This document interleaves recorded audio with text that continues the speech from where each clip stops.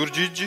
राधे राधे महाराज जी। राधे राधे महाराज जी। महाराज जी, प्रश्न बहुत बार आता है कि हमने सबके साथ अच्छा करने की कोशिश की, मदद की, बट बदले में हमें ये मिला वो मिला और नफरत ही मिली। हम ये कहते हैं कि हम किसी के साथ अच्छाई का बर्ताव करते हैं तो हम बदला क्यों चाहें? भगवान ने हमें अच्छाई करने का गुण दिया है तो हम दूसरों के साथ अच्छाई करें। नेकी कर दरिया में डाल।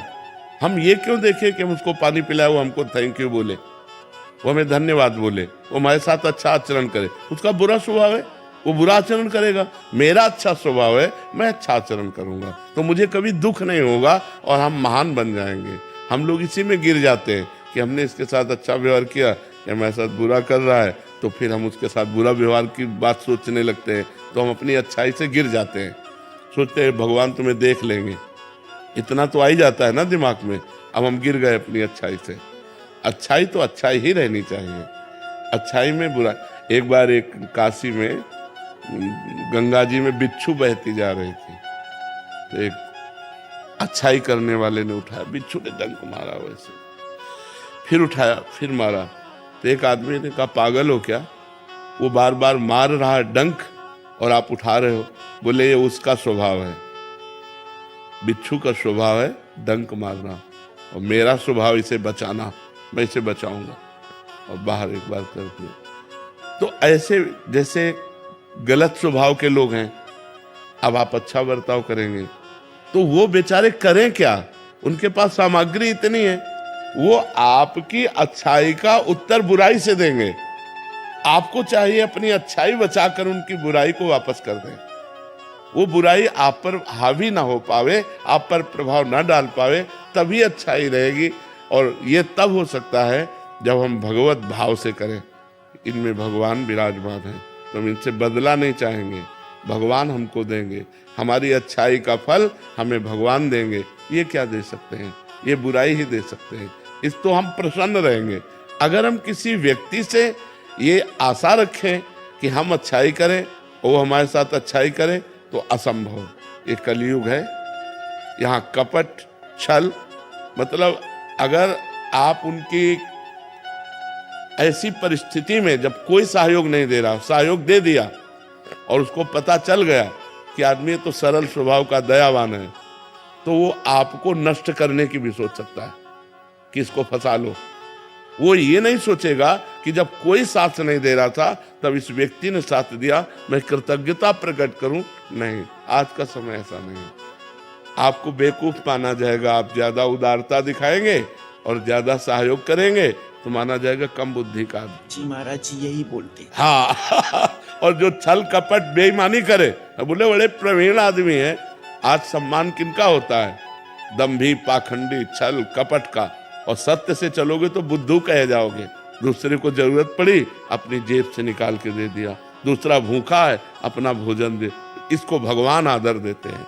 तो हम जब जिसको भगवान आदर देते हैं उसका कोई अनादर नहीं कर सकता, वो आगे चलकर प्रकाशित हो जाएगा। इसलिए आप भगवान से जुड़ो, इंसान की सेवा करो भगवत भाव से, बदले में उससे मत चाहो, तो आपकी अच्छाई आपको भगवान तक पहुंचा देगी। पर जी हम क्या चाहते हैं कि अभी हमने अच्छा किया तो अच्छे का परिणाम तत्काल अच्छा मिले, बट महाराज जी ये तो पक्का है ना कि बाद में मिलेगा हमें? पक्का 1000% पक्का मिलेगा।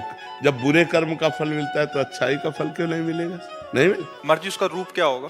वो इससे अच्छा होगा। जैसे हमने इनको संकट विपत्ति में सहयोग किया, तो हमारे जीवन में संकट विपत्ति जब कभी आएगी तो उस समय भगवान सहयोग करेंगे। और सबसे बड़ी बात होती है, भगवान प्रसन्न हो जाते हैं।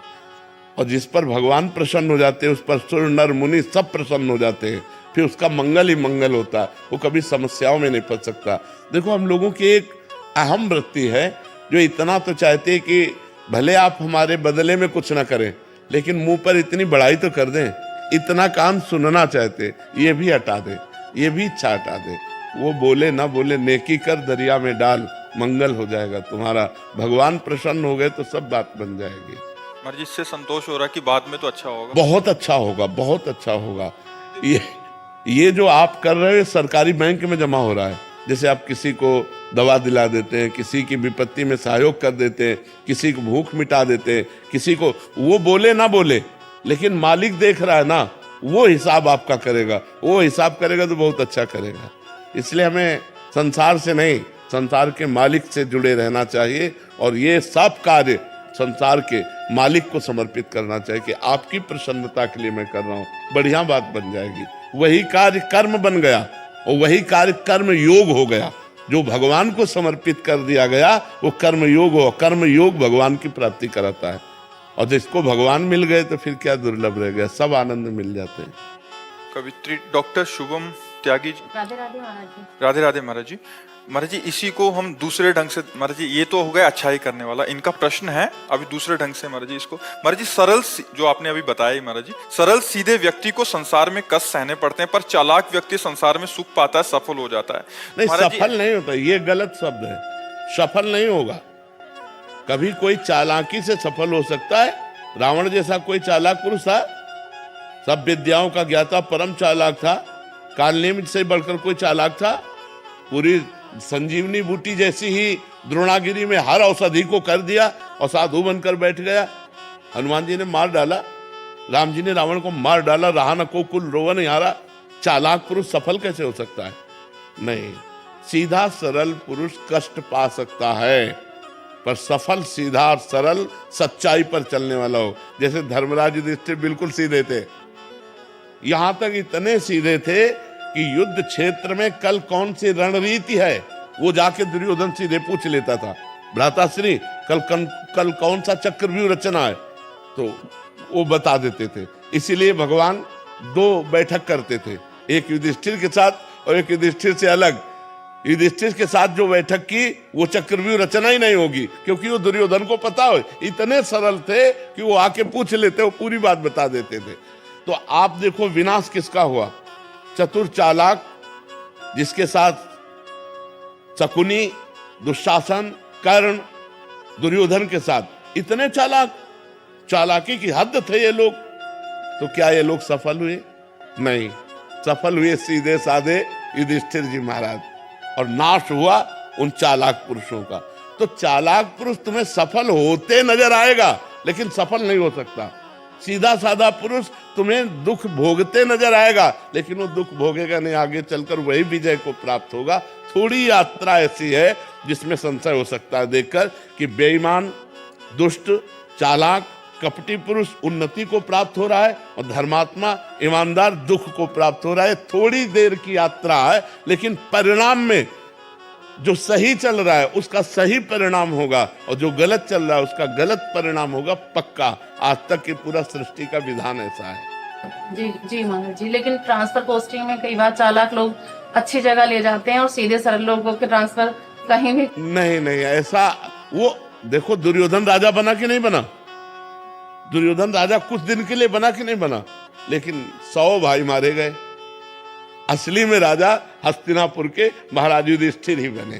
थोड़ी देर के लिए वो पद वो दिखाई दे सकता है कि वो बेईमानी, चालाकी करके, फ्रॉड करके पद को प्राप्त कर ले, ऐसा हो सकता है, मान सकते हैं। उसका पुण्य उसको साथ दे सकता है, लेकिन परिणाम, जो जीवन का परिणाम है वो ये पद नहीं है। मरोगे तो तुम्हारे साथ पद नहीं जाएगा, तुम्हारे साथ रुपया नहीं जाएगा, तुम्हारी अच्छाई जाएगी, तुम्हारे सत्कर्म जाएंगे।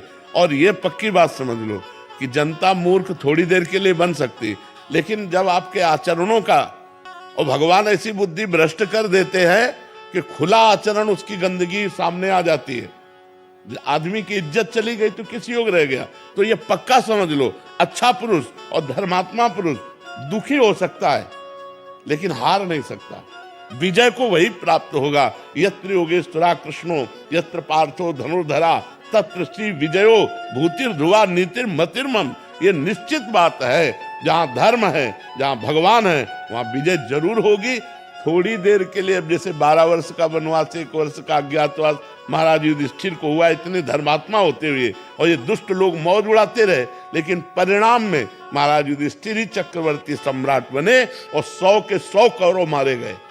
तो इसलिए हमें अपने मन को धर्म में ही लगाना चाहिए, चाहे थोड़ा दुख मिले, थोड़ा उन्नति कम दिखाई दे, लेकिन आगे चलकर वो उन्नति को प्राप्त होगा। धर्मात्मा दीपक की तरह जलता है पर वो जलता रहता है, और अधर्मी हाइलोजन की तरह जलता है पर फ्यूज हो जाता है। वो एकदम चढ़ा और एकदम फ्यूज हो गया, एकदम नष्ट हो गया। धर्मात्मा पुरुष दीपक की लौ की तरह जलता रहता है और अपने घर को प्रकाशित कर देता है। इसलिए धर्म से चलो, भगवान का आश्रय लो। बुरे आचरणों से कभी किसी का कोई लाभ नहीं हुआ, थोड़ी देर लाभ होते दिखाई दिया, लेकिन परिणाम में विनाश ही होगा, अशांति ही होगी।